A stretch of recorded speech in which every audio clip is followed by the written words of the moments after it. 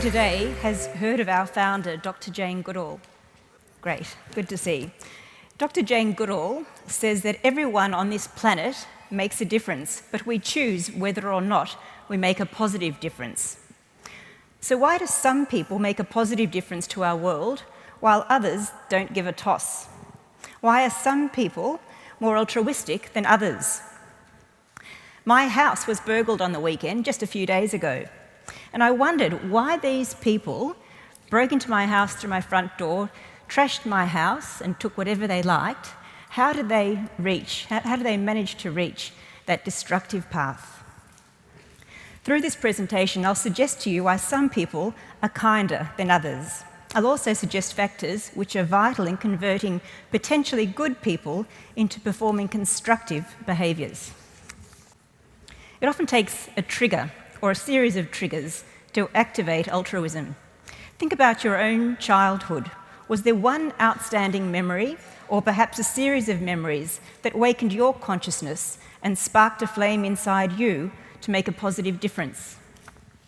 I grew up in the country, in a tiny town in central New South Wales, and I was 11 years old when I was first exposed to animal cruelty.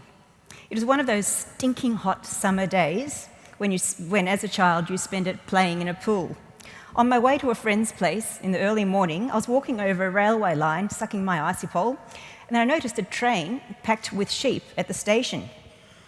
Under the hot blazing sun, I thought, oh, you poor sheep, but surely very, very soon, at any minute, someone will drive the train away and the sheep will be opened and released onto a nice lush paddock with shady trees and fresh water, surely. At the end of the day, on my way back from my friend's place, the train was still there. I could smell it from a distance. As I walked closer, I could see hundreds of limbs awkwardly protruding from through the bars of the carriages, and dozens of faces desperately panting. Upon closer inspection, I could see hundreds of sheep who had collapsed and were lying on the floor of the carriages in their urine and manure, while the other sheep were standing on them with their hard hooves. Distressed, I ran to the train station, desperately seeking an adult to help, but no one was around. There was no one to alleviate the sheep from this terrible suffering. And I returned to the station the next day, and the train had gone. Ever since that experience, I became sensitised to the plight of animals and deliberately learnt a lot more about animal issues as I grew older. My point of this story is that I decided to use my life to improve the welfare of animals because of early experiences which gave me knowledge. Knowledge, or awareness, is one of the essential factors that converts potential to performance. Awareness leads to compassion, which motivates action. This is one of the underlying principles of the Jane Goodall's Global Education Program. The Jane Goodall Institute believes that apathy is the greatest danger facing Earth and that we need a united effort to be better custodians. JGI is therefore on a mission to create a generation of young people who care about our world and the animals, people and environment who share it. Our young members, who we call solutionaries, solve social, environmental and animal welfare problems to create a humane, peaceful and sustainable future. All over Australia, young solutionaries are leading the way towards a better world, and I'd proudly like to introduce you to just a few. This is Jade. Jade is 13 years old. With an innate love of horses, Jade had a burning desire to help abused and neglected horses. A couple of years ago, Jade helped to rescue 300 wild horses which were being shot on the run by the DPI on a Victorian property. Despite her best efforts to help the terrified horses, only about half survived. It was a traumatic experience which Jade will never forget, but one which strengthened her determination to improve the welfare of horses. Jade's solution to horse welfare? A sanctuary for abused horses, which she has established this year with her family. They're presently caring for 39 rescued horses. According to Jade, quote, The biggest positive of this is the moment you look into their eye and they come off the float and you can see that they are already looking brighter, happier, and on the road to recovery. There's another solutionary, Thomas King. Thomas is 17 years old. 4 years ago, Thomas discovered the plight of orangutans and other wildlife in Southeast Asia while watching television. He says, a passion sparked inside of me, and I came to the realization that we cannot choose whether or not we have impact, but we can choose how positive or negative that impact is. What was Thomas's solution? To become a voice for animals. Thomas attends demonstrations and campaigns to stop the exploitation of animals in animal testing, fur clothing, and circuses. He's also created his own website to raise awareness about the palm oil crisis and receives up to 13,000 visitors on his website each day. My final solutionary who I'd like to introduce you to is Megan. Megan is 12 years old, and Megan cares deeply for animals and the environment and wanted to support her 3 favourite animal and environmental protection charities. She asked herself, how can I, a 12-year-old girl, possibly raise funds for these charities? Megan's solution? Social enterprise.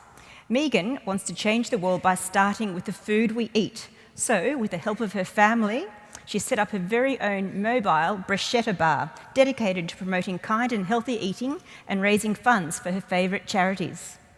Megan sells bruschetta and regularly visits markets and fairs, promotes her business on her Facebook page. The world does become what we teach.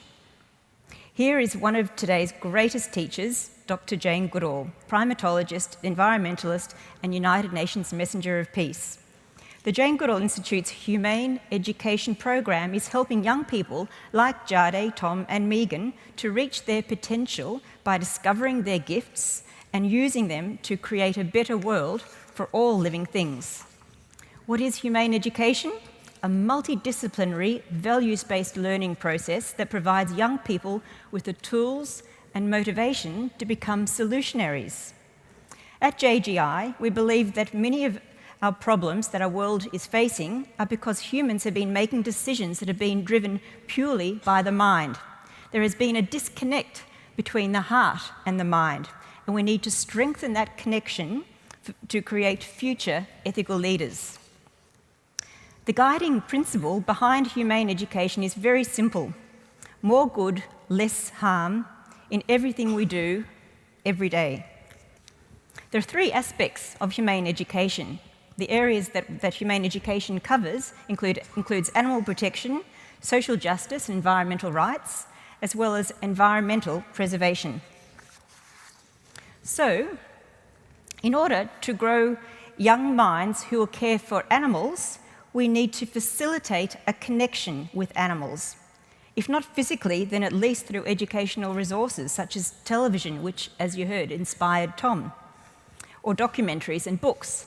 I remember as a child, when I was about 12 years old, watching a documentary at school about whaling, and I remember being so distressed and had tears streaming down my face while I was watching whales being harpooned and hauled onto the ships.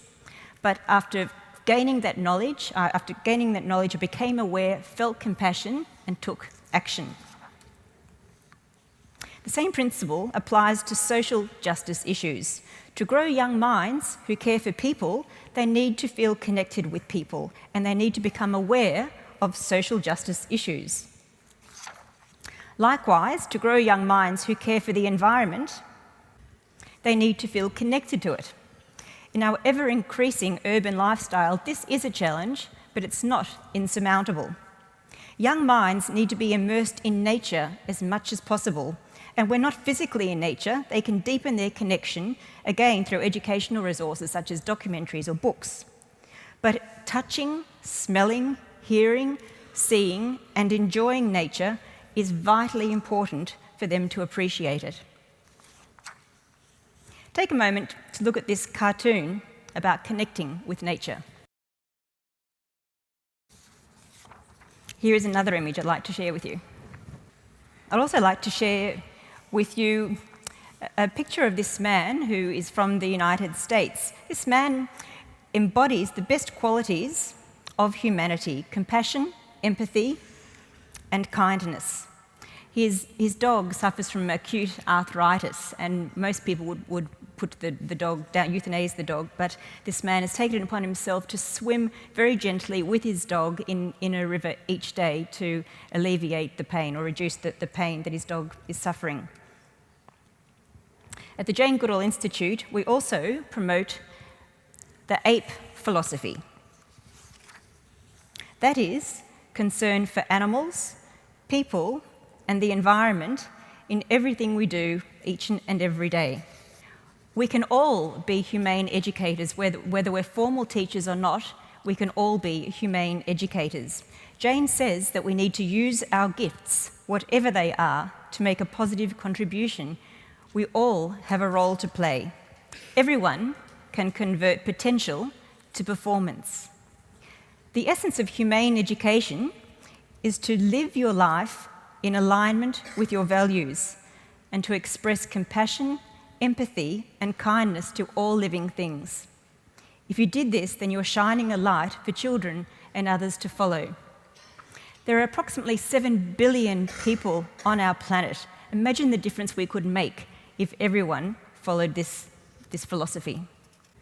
Through humane education, the Jane Goodall Institute gives people the tools and support they need to become solutionaries and address the problems that matter most to them.